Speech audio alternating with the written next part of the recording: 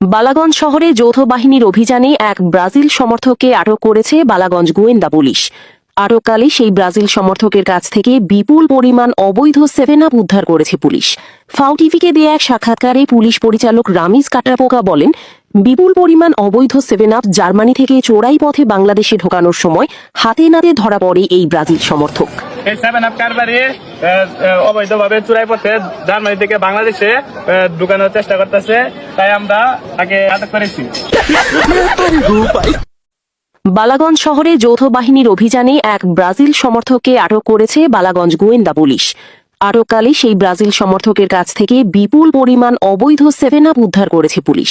ফাও টিভিকে দেয়া এক সাক্ষাৎকারে পুলিশ পরিচালক রামিজ কাটাপোকা বলেন, বিপুল পরিমাণ অবৈধ 7 আপ জার্মানি থেকে চোরাই পথে বাংলাদেশে ঢোকানোর সময় হাতে নাতে ধরা পড়ে এই ব্রাজিল সমর্থক।